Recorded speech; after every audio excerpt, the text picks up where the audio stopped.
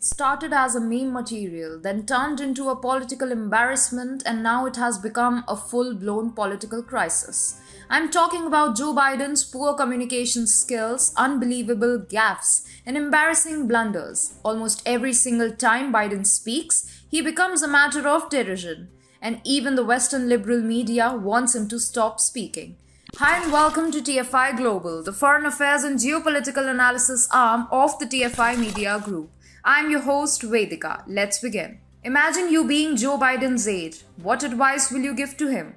Well, I would have asked him to shut up. And this is exactly what the Western liberal media is also doing. Following Biden's disastrous Fox pass about the American response to any use of chemical weapons by Russia, WSJ came up with a bit of advice: the president should avoid public speaking. You would be surprised to hear this from American liberal media that had put all its weight behind the 79-year-old during the 2020 presidential elections. But then, Biden's public utterances are actually all too embarrassing for the US.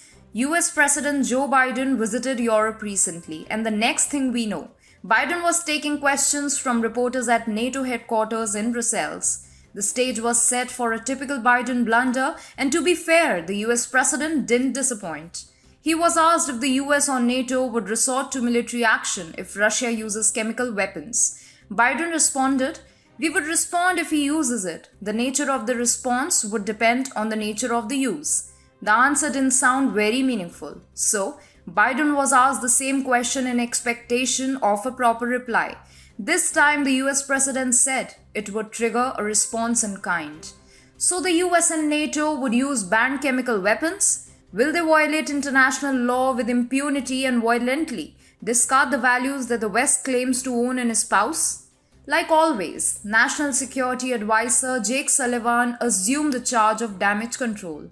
Sullivan said, no, and you heard him in another response say we'll respond accordingly, meaning, we will select the form and nature of our response based on the nature of action Russia takes, and we'll do so in coordination with our allies. And then, this isn't the first time that Biden has made a huge blunder. In January, the US president said that a minor incursion by Russia into Ukraine would be tolerable to the US and its allies. In hindsight, even if the US and NATO were planning on ditching Ukraine at the last moment, it wasn't a good idea to disclose the embarrassing secret. Anyhow, Zelensky had then slammed Biden for belittling the issue. A little over a month later, the minor incursion did take place. Today, Ukraine's very existence and America's global reputation are under a huge threat. Trust me with this, things can get a lot worse with Joe Biden. He has done things like calling Vice President Kamala Harris the First Lady. His remarks elicited laughter from the audience. It would have been alright had Biden been a stand-up comedian. But he is the President of the United States, and his gaffes drags the US into a mere laughingstock before the world.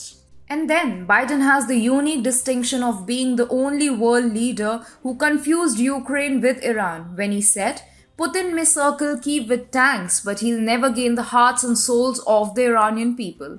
Every time Biden speaks or fails to gather his thoughts, he ends up embarrassing himself and the United States. Biden's public remarks are eroding his credibility as well as that of the United States. He should do himself and his country a favor by listening to the liberal media's advice of not speaking, let alone in the middle of an international crisis.